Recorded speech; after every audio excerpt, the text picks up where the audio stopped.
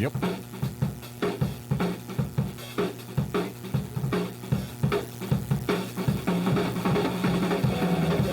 Good morning. Welcome to our morning take. My name is Frank Johnson. My name is Abraham Lawrence. I'm Nick Seaman. And I am the Tim Goetz.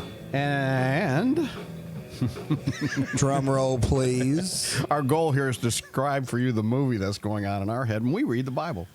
Today is Wednesday. Hello, Crystal. It's Woohoo! Hump Day. Hump Day. It's October the 25th. Am I right? Yes. Yes. Yes, it is. Episode number what? 203. 203. There you go. 203. All right. We are in the Jacob story, Joseph story. Joseph's down in Egypt. He's messing with his brothers because they messed with him first, so he's going to try to get a little payback. He told him that they could send one brother back and bring the youngest brother back to Egypt so he could see Benjamin. But he was going to keep all the rest of them, and that's kind of where we stopped. We know that that's not going to be the case, but that was the original plan, right, Abe? Yes. But here's the thing.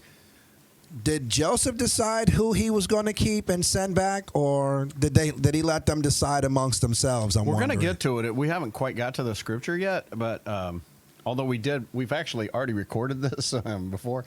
I don't think he selects Simeon, but maybe that's why I said Simeon brought the coat of many colors down. And he's like, keeping that guy. He just wears it on his saddlebags, as good luck.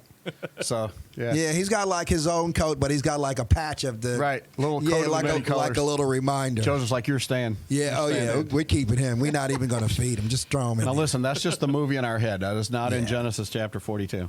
That's in what is that book? Hezekiah. That's in Hezekiah. Anyway, verse 16. Send one of you that he may get your brother while you remain confined, that your words may be tested whether there is truth in you. But if not, by the life of Pharaoh, surely you are spies. So he put them all together in prison for 3 days. We're in Genesis chapter 42. Yeah, and you think Joseph is listening to the conversation when they're in there? Verse 18. Absolutely. Oh, yeah. Absolutely. In He's fact, got an eye and ear on him for sure. he's probably dressed up as a guard. Yeah. They don't think that he can understand Hebrew. Now Joseph said to them on the third day, do this and live. I want to get a shirt that says that. Do this and live, for I fear God.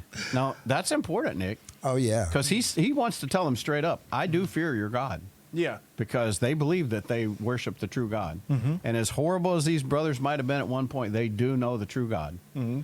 And their father for real does. And he says, if you are honest men, which still is a lot to be doubted, let one of your brothers be confined in your prison. I was just thinking, now who said this? So this is Joseph. Joseph says, do this and live, for I fear God. : if you are honest men, let one of your brothers be confined in your prison.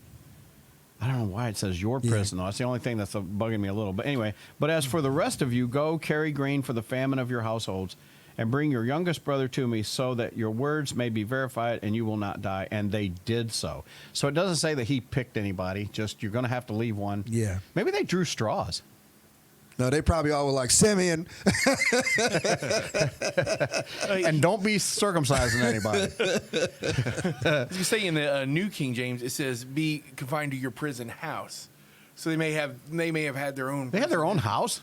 Well, the prison like house. it. Well, remember Joseph was in a prison house. Club Med. Yeah. Yeah.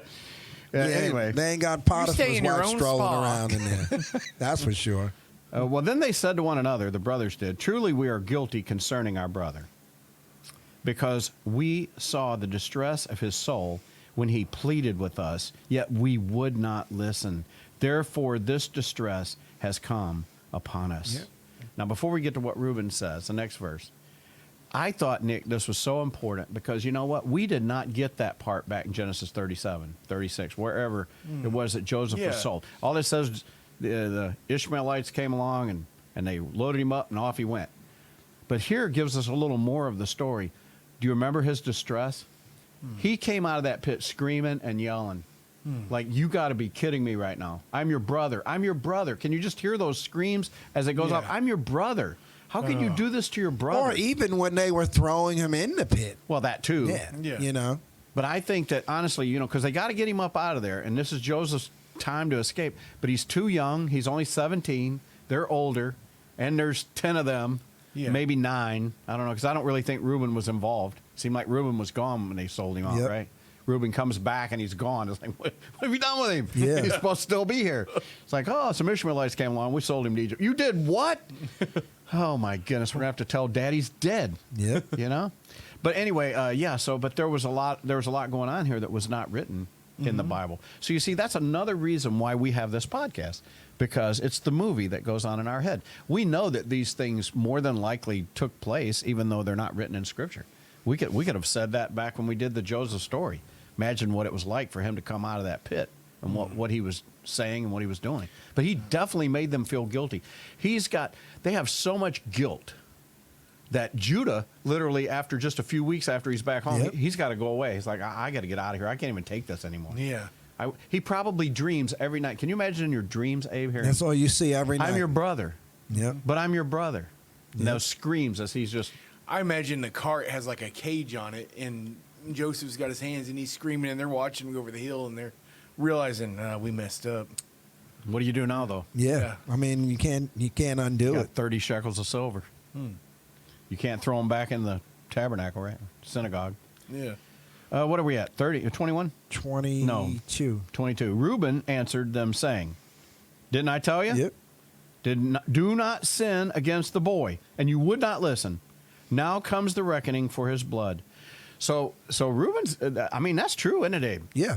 So now, obviously Joseph is listening. So is he getting any vindication from hearing that? Does he feel like, He knows who was on his side. Yeah. At least he knows his oldest brother was so he's trying. he's getting all of the information, and he's just like, this guy really, so he wasn't, And if he did have a hard heart towards them, it's beginning to soften softening now. up right now. Because he's like, wow, man. they really are sorry. Yeah. Oh, yeah. I And mean, maybe Joseph's being a little sorry for what he's doing to them, too, because he really is making their life miserable. He put them in prison. Mm-hmm. My goodness, that's his brothers. Yeah, that's and as he's bad and as it's throwing just you in a like pit. they're just like, we're all guilty. Even though Reuben was like, I told you guys, but they're all like, listen, we all did it, whether you told us or not. The blood is on all of our hands. Yeah, and all really, of us. And the Bible helps us a little bit with this too when it says, "Do not sin against the boy." It really shows you that Joseph was their youngest brother. Well, he wasn't the youngest at the time, but he was a younger Yeah. brother. They were all older. I imagine Reuben's got to be what, almost 30 or in his 30s. Yeah. So he's probably got kids of his own now coming up, maybe. So it's like, man, Joseph's just a kid yet, and even though he irritated the heck out of him with those stupid dreams and everything else. Reuben probably was old enough to go, he's just a kid. Kids have these stupid ideas. Yeah, he thinks he's going to rule over us. Okay. 'Cause he's a kid. Yeah. Let him go. He's a teenager.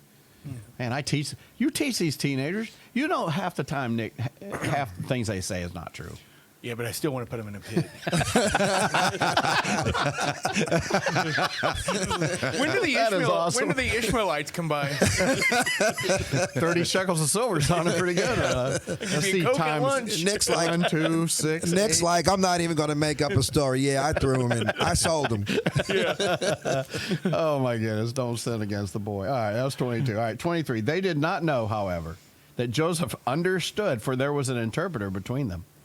And here he starts getting emotional. Now, this does say, though, that Joseph wasn't down there listening. Joseph Yeah. sent somebody else He had down somebody, there, an go interpreter, between, yeah. that did know Hebrew. So I don't know who that would have been, but some of Hagar's relatives or something. I don't know. Probably. But Joseph was listening, and he turned away from them and wept.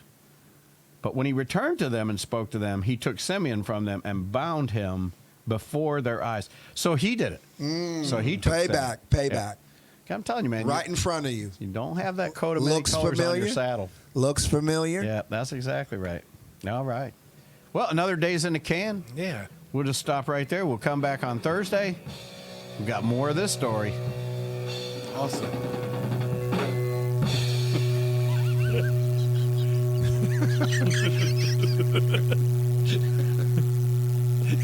Let my people go. Is that the third place?